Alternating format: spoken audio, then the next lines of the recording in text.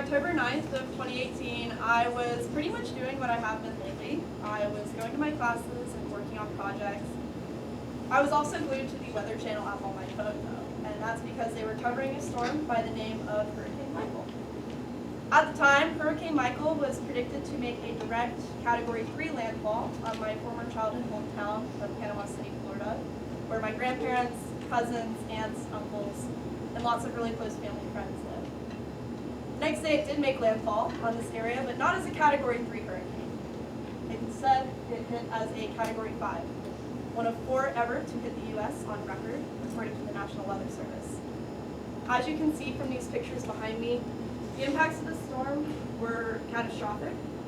I actually took these pictures myself when going back to visit family and friends, and pictures like this and like this were our family property. This isn't an issue that can be solved in the time that I have today, and it's not something that can be explained either in that time. But I do hope that in the time I do have with you all today, I can not only establish empathy with you all and an understanding of what happened, but also a motivation to help people like this in the future who are affected by similar disasters. For the rest of my discussion today, I will start off by talking about Hurricane Michael's forecasting and landfall. Then I will discuss the lasting impacts of Hurricane Michael. Once I've done these 2 things, I will explain my project for this class, which was a multimedia exhibit. And finally, I will conclude by discussing the bigger picture here, which actually has to do with climate change.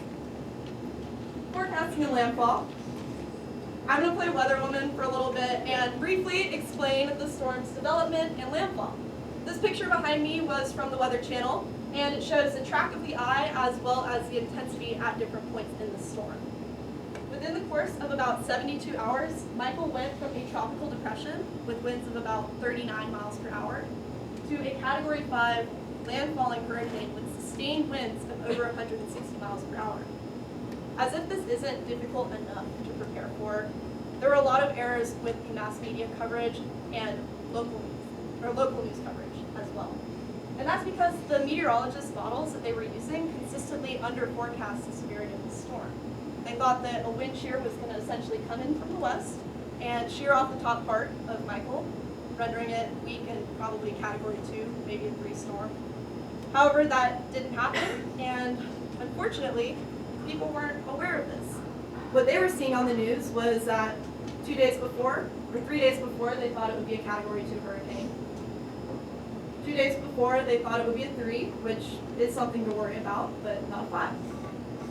The night before, when everyone was going to bed, they still thought it was going to be a Category 3 hurricane. And what they woke up to the next day wasn't a 3, it was a 5. And as I've already explained earlier, the impacts of a storm like this are inexplicable, and they leave behind scenes like this.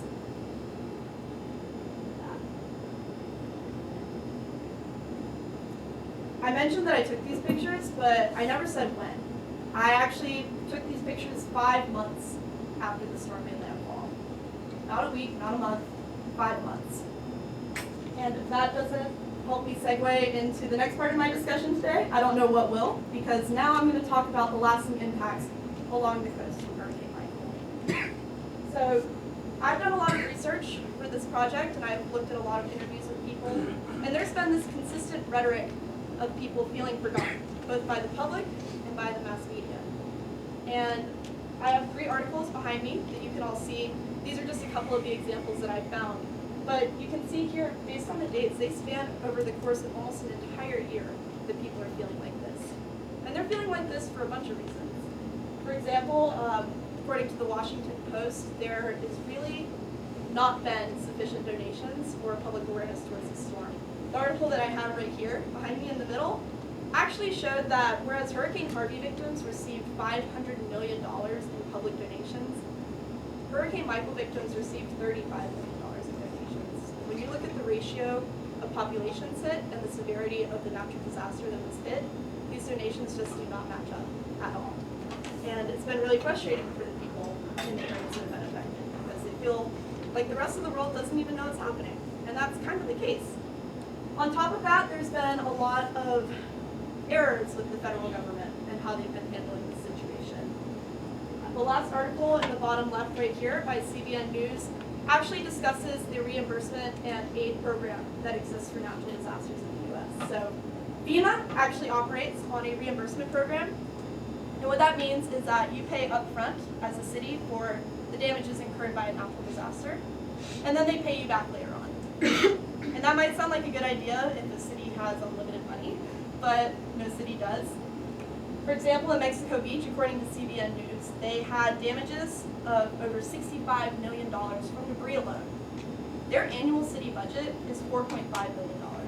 So it has simply been impossible for them to even begin to cover what has been affecting them for the past year now.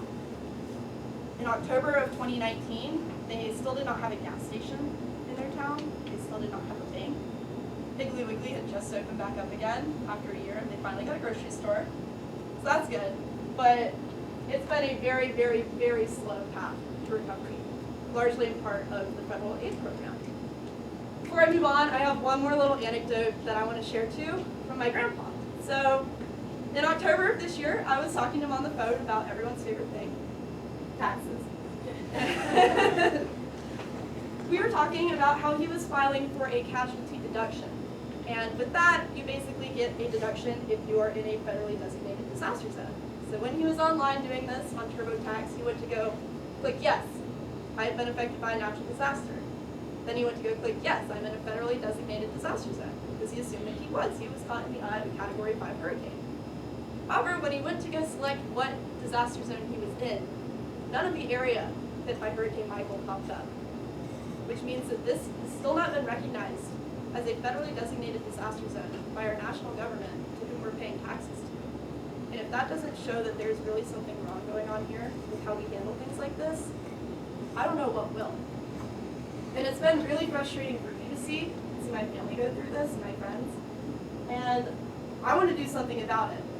There's only so much I can do though, because I'm a college student at Vanderbilt, but I really hope that through today, I can begin to establish empathy among you all and awareness among you all, because I think those two things really help a lot with things like this in the future. For the next part of my presentation, I'll explain to you all my project for Hurricane Michael, which was a multimedia exhibit.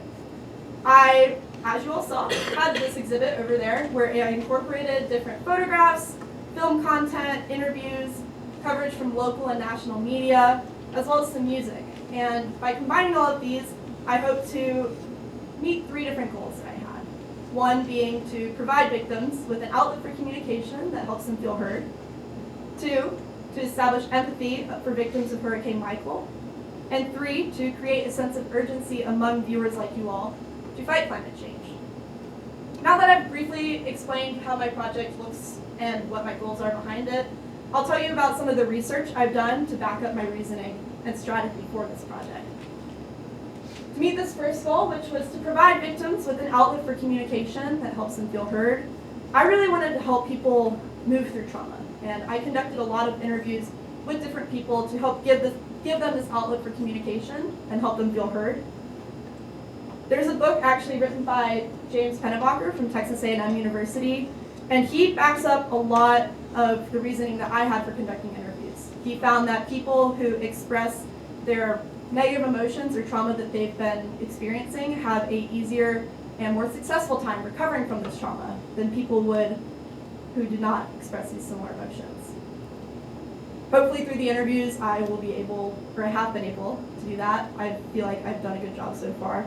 And to meet the second goal here, to establish empathy for victims of Hurricane Michael, that was largely the reason why I have done the multimedia project the way that I have, because a lot of research has found that use of multimedia actually helps people to empathize more with content and retain more information. As you can see from this study behind me from the Interdisciplinary Journal of Problem-Based Learning, there's actually a really interesting research study conducted by these people.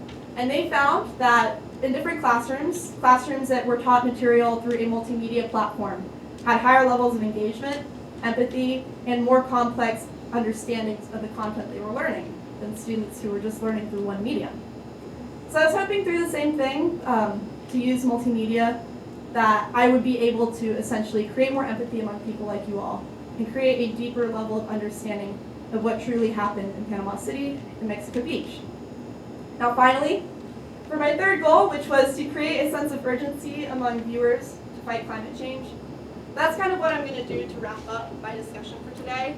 And really, I'm just going to talk about climate change and its connection to Hurricane Michael. So who here believes in climate change? Let's see a show of hands. Keep your hand up if you believe that we're causing part of it at least. Okay, so looks like most of the room agrees, which makes me really happy. Not happy that it's actually happening, but in fact, you were all right. Based on well-established evidence, about 97% of climate scientists have concluded that human-caused climate change is happening. And this is from the American Association for the Advancement of Science. Not only do these people agree that human-caused climate change is happening, but they agree that the impacts of this are going to be catastrophic, especially if we don't do something to stop it. I'm taking a class right now at Vandy with Dr. Amanda Benson, and she has taught us a lot about climate change and its impacts. One of the big takeaways that I've had in this class is that human-caused climate change, or climate change in general, will lead to more natural disasters and more severe natural disasters. And that means more events like Hurricane Michael, but it doesn't just mean more hurricanes. It means more natural disasters like wildfires, like floods, like droughts, like avalanches. All of these things that can affect such more diverse and large communities than the one that affected my family and I. And I really feel like this is a problem that everyone needs to be aware of because it really can affect so many people. It's not something I would wish upon anyone else, having seen family and friends go through it. And I don't think it's something you all would wish upon anyone else. So for that reason, I really hope that today I've been able to show you a little bit more about what a natural disaster can do to a community and how hard it can be to recover. I hope that with this empathy that you have, that you can essentially move on in the future and fight climate change. Because I all think that we have a really good part to play in this,